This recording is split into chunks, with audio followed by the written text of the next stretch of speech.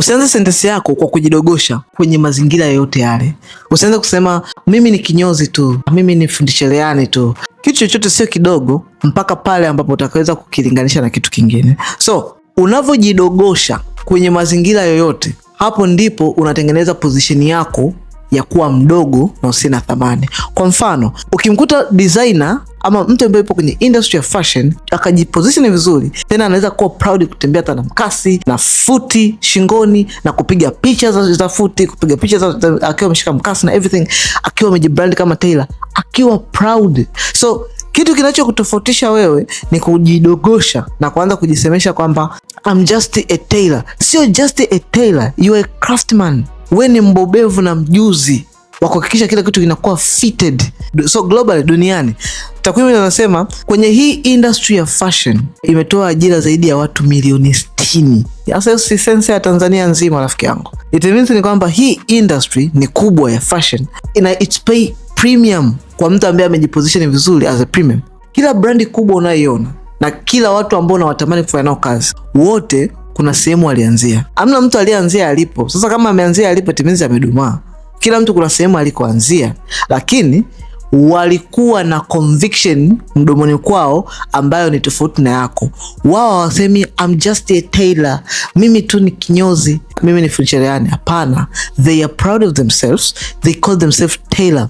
I'm a tailor, niko na barbershop, I'm a tailor, this is my brand. Conviction unaojipa na position unaojiweka, hiyo ndio ina determine wewe unaweza kufika wapi. Kama wewe ni mwalimu, ni plumber, mtu ni mjenzi, mmiliki wa biashara, acha kujidogosha. Unavyojidogosha unajipotezea position yako sokoni. Kumbuka, soko halijali sijui CEO, halijali title ambazo unazifikiria wewe, sijui creative designer. Sokoni haijalishi hayo. Sokoni kitu kinachoangaliwa ni kwa namna gani unaweza kufanya jambo lako kwa muda mrefu mpaka kupata matokeo.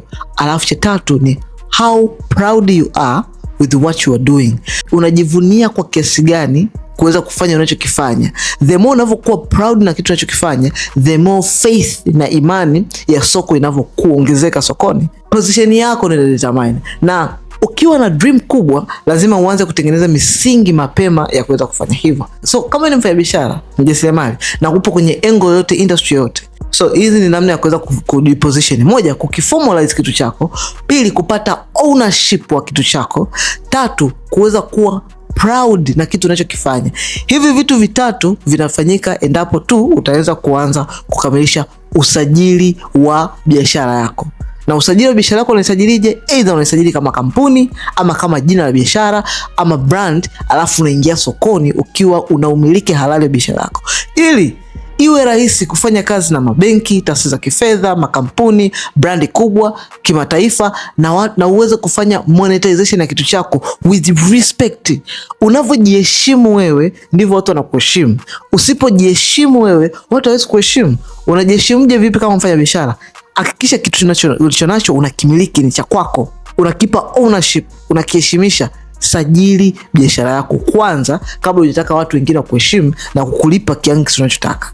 So kama nani huyu na unahitaji kusajili biashara yako, comment neno usajili, nitakufikia chini, nitakaa na wewe kuhakikisha una qualify kusajili kampuni ama jina la biashara na kuingiza sokoni brand yako. Ama piga simu, namba iliyopo kwenye caption. Either upo nchi yoyote duniani kwa njia ya WhatsApp, ama kama upo Tanzania, piga simu direct kwenye namba iliyopo kwenye caption. Kama upo Instagram, comment neno usajili kwenye hii namba, then nitakufikia direct na kusaidia kuweza kukamilisha usajili wa biashara yako.